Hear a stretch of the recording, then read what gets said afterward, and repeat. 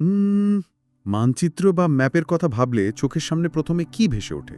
হ্যাঁ, সাধারণত তো আমরা দেখি কিছু স্থির রেখা, মানে জলের জন্য হয়তো নীল রঙের আঁকাবাঁকা দাগ, আর পাহাড় বোঝাতে বাদামি রঙের ছায়া। একদম। দূর থেকে দেখলে মনে হয় যেন নিখুঁতভাবে ফ্রেম করে রাখা একটা শান্ত, খুব সুন্দর একটা ছবি। সবকিছু যেন একদম নিজের জায়গায় চিরকালের জন্য স্থির হয়ে আছে। কিন্তু প্রকৃতির এই শান্ত ছবিটার পেছনের বাস্তবতা তো সম্পূর্ণ আলাদা। মানে আমরা যদি ভূতত্ত্বের চশমা দিয়ে দেখি, এই মানচিত্র আসলে স্থির কোনো ক্যানভাস নয়। ঠিক। এটা প্রতিনিয়ত বদলাতে থাকা একটা জীবন্ত সত্তা, যেখানে চরম বিশৃঙ্খলা আর ধ্বংসের মধ্যে দিয়ে নতুন নির্মাণের কাজ চলছে। আরে এটা তো ঠিক যেন একটা লাইভ অ্যাকশন থ্রিলার। এমন একটা থ্রিলার যেখানে নদী রাতারাতি তার বহু পুরনো রাস্তা বদলে ফেলে। হ্যাঁ, আর মহাকাশ থেকে ধেয়ে আসা উল্কা এসে পৃথিবীর বুকে তৈরি করে রহস্যময় হ্রদ। আর বিশালাকার পাহাড়গুলো কোনো এক অদৃশ্য শক্তিতে প্রতিনিয়ত একটু একটু করে আকাশ ফুঁড়ে উপরে উঠতে থাকে। যারা শুনছেন তাদের বলি, আজকের এই গভীর বিশ্লেষণে আমরা ঠিক এই থ্রিলারটারই আদ্যপান্ত ব্যবচ্ছেদ করব। একদম তাই। গল্পজ্ঞান ইউটিউব চ্যানেলের জিওগ্রাফি মাস্টার ক্লাসের এই দ্বিতীয় পর্বে আমাদের হাতে রয়েছে এনসিইআরটি ডেটা, বিভিন্ন স্টাডি মেটেরিয়াল আর ইসরোর ভুবন পোর্টালের একদম নিখুঁত স্যাটেলাইট তথ্যসূত্রগুলো।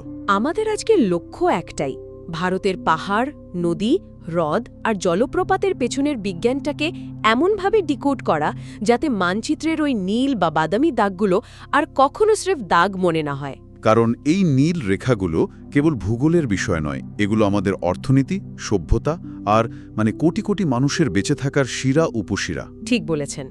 আর এই শিরা উপশিরাগুলোর ক্ষমতা বুঝতে গেলে আমাদের আগে যেতে হবে এদের জন্মস্থানে, মানে উত্তরের সুবিশাল হিমালয় পর্বতমালায়। কারণ ভারতের অধিকাংশ বড় নদীর ওই যে অফুরন্ত শক্তি, তার উৎস তো এই বরফে ঢাকা চূড়াগুলোতেই লুকিয়ে আছে। হ্যাঁ, আর হিমালয়েরই জন্মরহস্য কিন্তু ভূতত্ত্ববিদ্যার সবচেয়ে নাটকীয় ঘটনাগুলোর একটা। ঘটনাটা তো শুরু হয়েছিল সেই গন্ডোয়ানা ল্যান্ড থেকে, কিন্তু এই প্লেট ভেঙে যাওয়ার ব্যাপারটা অনেকের কাছেই পরিষ্কার নয়। আসলে পৃথিবীর ওপরের স্তর বা টেকটনিক প্লেটগুলোকে আমরা ফুটন্ত লাভার ওপর ভেসে থাকা ফাটা ডিমের খোসার সাথে তুলনা করতে পারি। তুলনাটা দারুণ। ফুটন্ত লাভার ওপর ডিমের খোসা ভাসছে। হ্যাঁ, পৃথিবীর বাইরের এই শক্ত খোলস একটানা কোনো আবরণ নয়, এটি অনেকগুলো টুকরো বা প্লেটে বিভক্ত, যেগুলো ভেতরের উত্তপ্ত তরল ম্যান্টেলের ওপর ভাসছে আর ধীরে ধীরে নড়াচড়া করছে। আজ থেকে প্রায় ২০ কোটি বছর আগে গন্ডোয়ানা ল্যান্ড নামের এক বিশাল ভূখণ্ড থেকে এমনই একটি টুকরো, যাকে আমরা ভারতীয় প্লেট বলি। হ্যাঁ, সেই ভারতীয় প্লেট ভেঙে আলাদা হয়ে যায়। এরপর সেটা ক্রমশ উত্তরের দিকে এগোতে থাকে এবং একসময় প্রবল বেগে ইউরেশিয়ান প্লেটকে ধাক্কা মারে। আর এই দুটো বিশাল প্লেটের মাঝখানে ছিল টেথিস সাগর। যখন এই মহাধাক্কা শুরু হলো, তখন তেথিস সাগরের তলদেশের পলিমাটি প্রবল চাপে দুমুড়ে মুচড়ে ক্রমশ উপরে উঠতে শুরু করল। বাপরে! এভাবেই সমুদ্রের তলদেশ থেকে জন্ম নিল পৃথিবীর সবচেয়ে উঁচু পর্বতমালা, মানে আমাদের হিমালয়। ব্যাপারটা আক্ষরিক অর্থেই লাখো বছর ধরে চলতে থাকা একটা স্লো মোশন কার ক্র্যাশ। একদম তাই। দুটো বিশাল গাড়ি একে অপরকে প্রচণ্ড ধাক্কা মেরে চলেছে, আর মাঝখানের মেটেলটা দুমড়ে মুচড়ে আকাশ ছোঁয়া পাহাড় হয়ে যাচ্ছে। কিন্তু যেহেতু এই ধাক্কাটা এখনো চলছে, তার মানে তো ওই ফোল্ডিং বা ভাঁজ হওয়ার প্রক্রিয়াটাও থামেনি। না, থামেনি তো। এভারেস্টের উচ্চতা কি তাহলে প্রতিনিয়ত একটু একটু করে বাড়ছে? হ্যাঁ, প্রতি বছর কয়েক মিলিমিটার করে বাড়ছে। ভারতীয় প্লেট আজও ইউরেশিয়ান প্লেটের নিচে সেধিয়ে যাচ্ছে আর তাকে উত্তরের দিকে ঠেলছে। আচ্ছা। ভূগোলে ভাষায় হিমালয়কে এই কারণেই নবীন ভঙ্গিল পর্বত বা ইয়াং ফোল্ড মাউন্টেন বলা হয়। এটি এখনও স্থিতিশীল হয়নি। আর ঠিক এই ঘর্ষণের কারণেই ভারতের উত্তরাংশ, বিশেষ করে হিমালয় অঞ্চলগুলোতে এত বেশি ফাটল বা ফল্ট লাইন রয়েছে, যা ওই অঞ্চলকে মারাত্মক ভূমিকম্প প্রবণ করে তুলেছে, তাই তো? একদম। আর এই জীবন্ত আর অস্থির পর্বত থেকেই তো জন্ম নিয়েছে সিন্ধু নদের মতো অতিকায় নদী। আমাদের তথ্যসূত্র বলছে তিব্বতের মানস সরোবরের কাছে বোখারছু নামের এক বিশাল হিমবাহু থেকে এর জন্ম। হ্যাঁ, উৎপত্তির পর এই নদীটি লাদাখ এবং জাস্কারের মতো দুটো সুবিশাল পর্বতশ্রেণীর একেবারে মাঝখান দিয়ে প্রচণ্ড বেগে বয়ে যায়। জল যে কিভাবে কঠিন পাথর কেটে গভীর গিরিখাত বা গর্জ তৈরি করতে পারে, এটা তার চূড়ান্ত প্রমাণ। লেহ শহরটি তো এই নদী তীরেই গড়ে উঠেছে। ঠিক, সিন্ধুর এই মূল প্রবাহর সাথে সাথে এর উপনদীগুলোর গতিপথও কিন্তু ভূ-রাজনৈতিক দিক থেকে ভীষণ গুরুত্বপূর্ণ। মানে ওই পঞ্চনদের কথা বলছেন তো? হ্যাঁ, পঞ্চনদ অর্থাৎ ঝিলাম, চেনাব, রাভি, ব্যাস এবং শতদ্রু নদীর জলপ্রবাহ এই গোটা অঞ্চলের কৃষি ও অর্থনীতির চালিকা শক্তি। এই 5টা নদীর ডেটা বিশ্লেষণ করতে গিয়ে ব্যাস বা বিপাশা নদী সম্পর্কে একটা অদ্ভুত ভৌগোলিক ব্যতিক্রম চোখে পড়ল। তাই নাকি? হ্যাঁ, বাকি নদীগুলো ভারত হয়ে পাকিস্তানে প্রবেশ করলেও বিপাশাই একমাত্র নদী যার উৎপত্তি থেকে শুরু করে মোহনা পর্যন্ত সম্পূর্ণ গতিপথটাই ভারতের সীমানার ভেতরে। হ্যাঁ, হিমাচলের রোহতাং পাসের কাছ থেকে বেরিয়ে এটি ভারতের ভেতরেই শতদ্রু নদীর সাথে মিশে যায়। আর এই নদীগুলোর জলবণ্টন নিয়েই তো 1960 সালে ভারত ও পাকিস্তানের মধ্যে বিখ্যাত সিন্ধু জল চুক্তি বা ইন্দাস ওয়াটার ট্রিটি স্বাক্ষরিত হয়। একদম। চুক্তি অনুযায়ী পশ্চিমা নদীগুলোর মানে সিন্ধু, ঝিলাম, চেনাব এর ৮০% জল পাকিস্তান ব্যবহার করবে, আর পূর্ব দিকের নদীগুলোর অর্থাৎ রাভি, ব্যাস, শতদ্রু এর ৮০% জল ভারত ব্যবহার করবে। এখানে সবচেয়ে অবাক করার বিষয় হল দুটো দেশের মধ্যে এত রাজনৈতিক উত্তেজনা, এমনকি সরাসরি একাধিক যুদ্ধের পরও এই জলচুক্তিটা টিকে রয়েছে। এটাই তো জল কূটনীতি। হ্যাঁ, জল কিভাবে ভূরাজনীতিকে নিয়ন্ত্রণ করে এটা তার একটা জ্বলন্ত প্রমাণ। জল ছাড়া যেহেতু কোনো পক্ষেরই অস্তিত্ব টিকবে না, তাই এই কূটনীতি বাধ্য হয়েই স্থায়িত্ব পেয়েছে। ঠিক বলেছেন। উত্তরের এই বরফ গলা নদীর আলোচনা থেকে আমরা যদি পূর্ব দিকের বিশাল নদী ব্যবস্থাগুলোর দিকে তাকাই, মানে গঙ্গা আর ব্রহ্মপুত্র। হ্যাঁ, গঙ্গা ও ব্রহ্মপুত্রের কথা বলতেই হয়। ব্রহ্মপুত্র নদ যেন এক ভৌগোলিক জাদুকর। নাম বদলের জাদুকর, তাই না? একদম। তিব্বতে এর নাম ইয়র্লুং সাংপো। অরুণাচল দিয়ে ভারতে প্রবেশের সময় এর নাম হয় দিহাং। তারপর আসামের উপত্যকায় এসে অন্যান্য নদীর সাথে মিলে যখন এর বিশাল জলরাশি দুকুল ছাপিয়ে বইতে শুরু করে, তখন এর আসল নাম হয় ব্রহ্মপুত্র। আর বাংলাদেশে ঢুকে এটি পরিচিত হয় যমুনা নামে। শুধু নাম নয়, ব্রহ্মপুত্রের আয়তনও অকল্পনীয়। আসামে এই নদীর বুকেই রয়েছে বিশ্বের বৃহত্তম নদীদ্বীপ মাজুলি।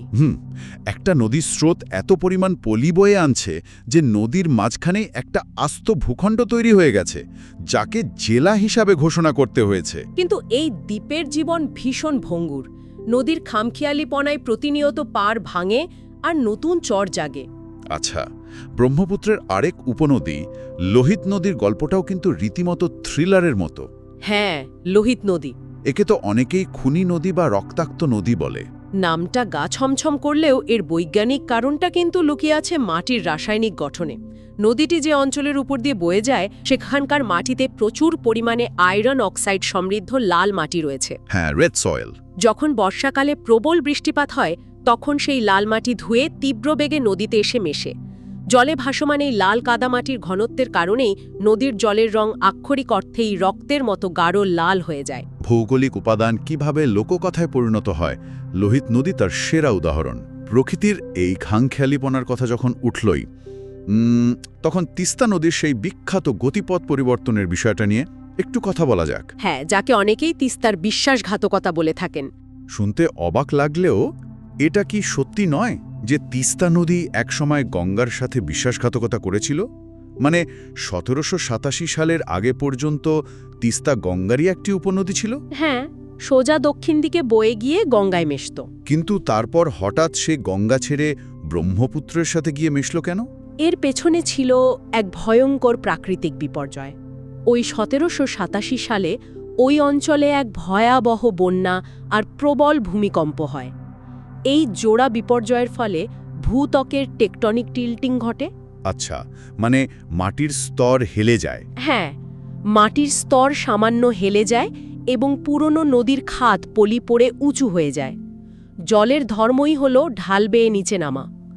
পুরনো পথ বন্ধ হয়ে যাওয়ায় এবং মাটির ঢাল পূর্ব দিকে হেলে পড়ায় জলের বিশাল স্রোত বাধ্য হয়ে নতুন নিচু পথ খোঁজে। একদম, এবং চিরকালের জন্য দিক পরিবর্তন করে ব্রহ্মপুত্রের সাথে গিয়ে মেশে। বাপে, একটা ভূমিকম্প কিভাবে গোটা মানচিত্র রাতারাতি বদলে দিতে পারে ভাবলে অবাক লাগে। মানচিত্রের মেরুদণ্ড হিসেবে আমরা যে গঙ্গা নদীকে চিনি, তার জন্ম নিয়েও কিন্তু আমাদের মধ্যে একটা খুব প্রচলিত ভুল ধারণা আছে। তাই নাকি? হ্যাঁ, অনেকেই ভাবেন গঙ্গা সরাসরি গঙ্গোত্রী হিমবাহ থেকে একটা আস্ত নদী হিসেবেই বেরিয়ে এসেছে। না না, গঙ্গা সরাসরি কোনো হিমবাহ থেকে জন্ম নেয় না। গঙ্গোত্রী হিমবাহ থেকে আসলে যে নদীটি জন্ম নেয় তার নাম ভাগীরথী। আচ্ছা। উত্তরাখণ্ডের দেবপ্রয়াগে শান্ত অলকানন্দা আর খরস্রোতা ভাগীরথী নদী এসে মেশে। এই দুই নদীর মিলনের পর যে সুবিশাল স্রোতধারা তৈরি হয়, ঠিক সেখান থেকেই তার নাম হয় গঙ্গা। গঙ্গার জল নিয়ে কিন্তু মানুষের মনে অগাধ বিশ্বাস। এই জল দীর্ঘদিন বোতলে ভরে রাখলেও নষ্ট হয় না বা দুর্গন্ধ ছাড়ে না। এর পেছনের বিজ্ঞানটা সত্যিই রোমাঞ্চকর। হ্যাঁ, ব্যাকটেরিওফাজ। ঠিক, গঙ্গার জলে রয়েছে ব্যাকটেরিওফাজ নামের এক বিশেষ ধরনের ভাইরাস। আমি তো এদের নদীর নিজস্ব মাইক্রোস্কোপিক সিকিউরিটি গার্ড বলি। হ্যাঁ, দারুণ নাম। এই ফাজ ভাইরাসগুলো জলের ভেতরের ক্ষতিকারক ব্যাকটেরিয়াগুলোকে খুঁজে খুঁজে আক্রমণ করে এবং তাদের কোষ ধ্বংস করে ফেলে, যার ফলে গঙ্গার জল প্রাকৃতিকভাবেই শুদ্ধ থাকতে পারে। এটা প্রকৃতির একটা অসাধারণ সেলফ পিউরিফাইং মেকানিজম। উত্তরের হিমালয় থেকে জন্ম নেওয়া এই নদীগুলো সারা বছর বরফ গলা জলে পুষ্ট থাকে। কিন্তু আমরা যদি এই বরফের আধার থেকে সরিয়ে এসে দক্ষিণ ভারতের দিকে তাকাই, হ্যাঁ, সেখানে ভূগোলের সমীকরণ সম্পূর্ণ পাল্টে যায়। একদম, সেখানে উপদ্বীপীয় বা পেনিনসুলার নদীগুলো পুরোটাই বৃষ্টির জলের উপর নির্ভরশীল। দক্ষিণ ভারতের ভূগোলটা তো উত্তরের নবীন পর্বতের মতো নয়। এখানকার পর্বতমালা অনেক প্রাচীন। পশ্চিমঘাট আর পূর্বঘাট পর্বতমালা এখানকার আবহাওয়া নিয়ন্ত্রণ করে। পশ্চিমঘাট পর্বতমালা অনেক উঁচু এবং টানা একটা দেওয়ালের মতো দাঁড়িয়ে আছে, যা আরব সাগর থেকে আসা আর্দ্র বাতাসকে আটকে প্রবল বৃষ্টিপাত বা অরোগ্রাফিক রেনফল ঘটায়। আর প্রাচীন পর্বতের কথায় আমাদের তথ্যসূত্রগুলো থেকে একটা দারুণ তথ্য উঠে এসছে। যারাই শুনছেন তারা অবাক হবেন। দিল্লির রাষ্ট্রপতি ভবন যে রাইসিনা হিলের উপর দাঁড়িয়ে আছে, সেটি আসলে কোটি কোটি বছরের প্রাচীন আরাবল্লী পর্বতেরই ক্ষয়ে যাওয়া অবশিষ্টাংশ। ঠিক, আরাবল্লী একসময় হিমালয়ের মতোই বিশাল ছিল, কিন্তু কোটি কোটি বছরের রোদ, বৃষ্টি আর হাওয়ার ঘর্ষণে তা ক্ষয়ে গিয়ে আজকের রূপ পেয়েছে। এই দক্ষিণের নদীগুলোর একটা বড় সমস্যা হলো বৃষ্টির জলের উপর নির্ভরশীল হওয়ায় গ্রীষ্মকালে এগুলো জলস্তর মারাত্মক কমে যাওয়ার কথা। হ্যাঁ, এখানেই তো কাবেরী নদীর ভৌগোলিক জাদুকরী বিষয়টা সামনে আসে। বরফ না থাকা সত্ত্বেও কাবেরী নদীতে সারা বছর এত জল থাকে কিভাবে? এর পেছনে রয়েছে ভারতের দুটি আলাদা মৌসুমী বায়ুর অদ্ভুত এক টাইমিং। একটু বুঝিয়ে বলবেন বিষয়টা। হ্যাঁ, গ্রীষ্মকালে যখন দক্ষিণ পশ্চিম মৌসুমী বায়ু ঢোকে, তখন কাবেরীর উচ্চ অববাহিকায় মানে কর্ণাটকের অংশে প্রচুর বৃষ্টি হয়। আবার শীতকালে যখন উত্তর পূর্ব মৌসুমী বায়ু ফিরে যায়, তখন কাবেরীর নিচের দিকের অববাহিকায় মানে তামিলনাড়ুতে প্রবল বৃষ্টি হয়। মানে দুই মৌসুমী বায়ুর জোড়া আশীর্বাদেই কাবেরী নদী সারা বছর জলে পূর্ণ থাকে। একদম। আর ঠিক এই কারণে কৃষিকাজ এবং সভ্যতার বিকাশে এর বিশাল অবদানের জন্য কাবেরীকে দক্ষিণ ভারতের গঙ্গা বলা হয়।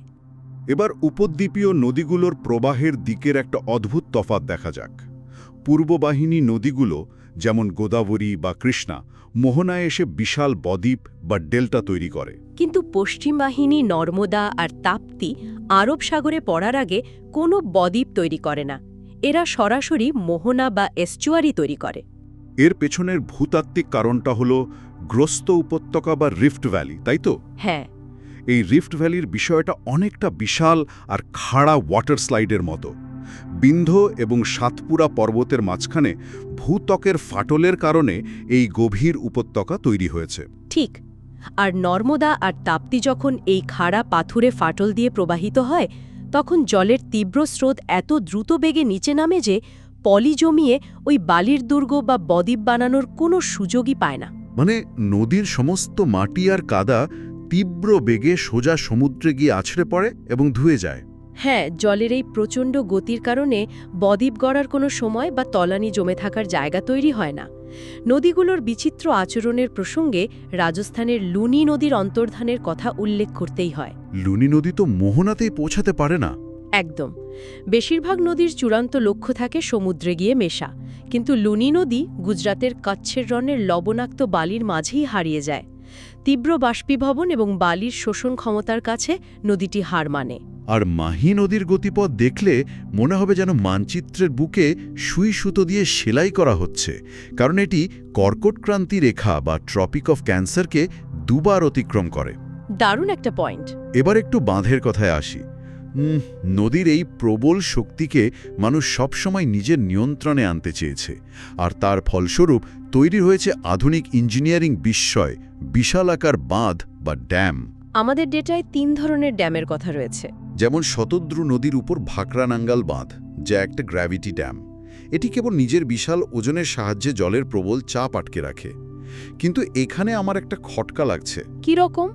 হিমালয়ের মতো একটা মারাত্মক ভূমিকম্প প্রবণ এলাকায় এত বিশাল পরিমাণ জল এক জায়গায় আটকে রাখা কি একটা ইকোলজিক্যাল টাইম বোমের মতো নয়?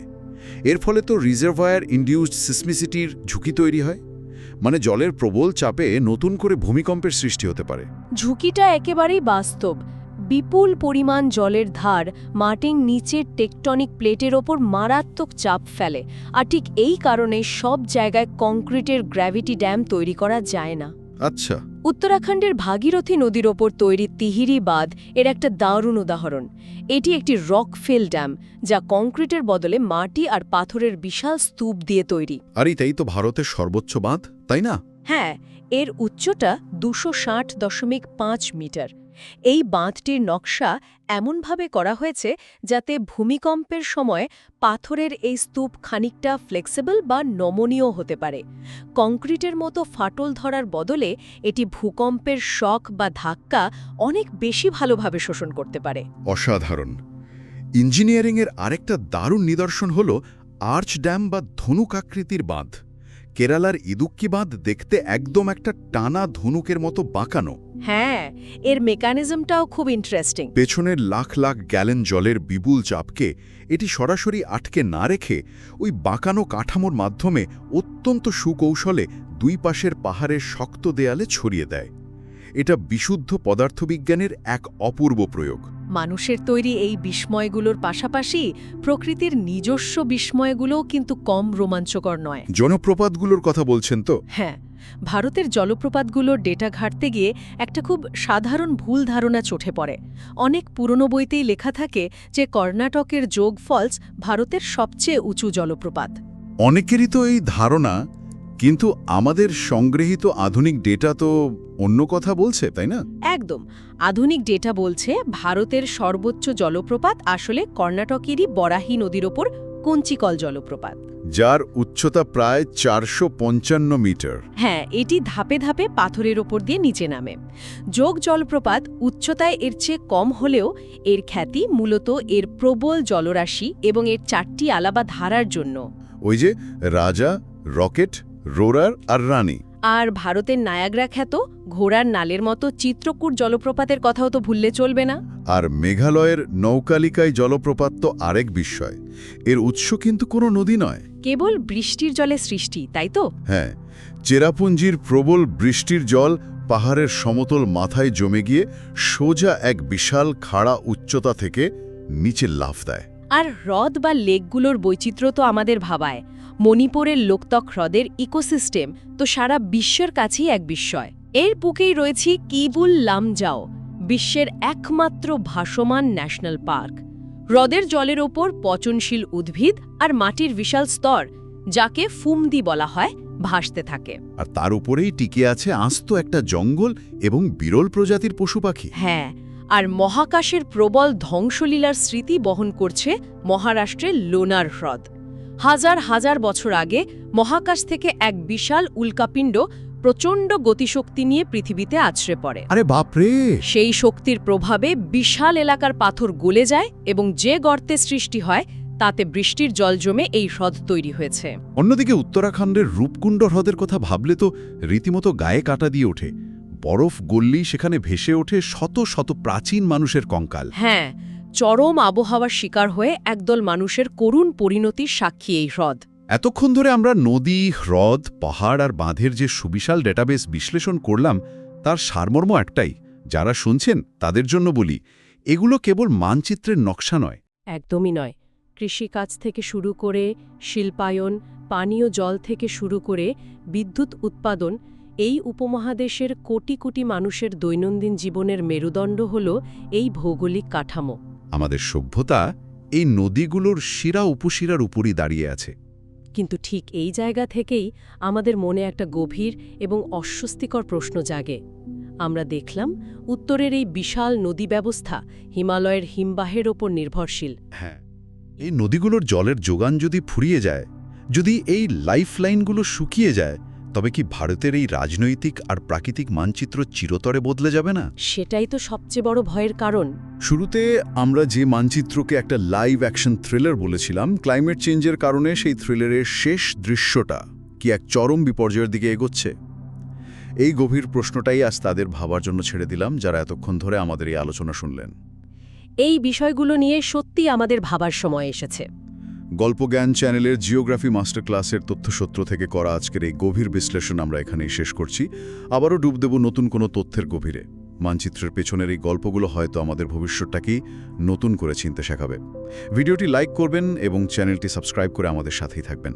আজকের মতো বিদায়।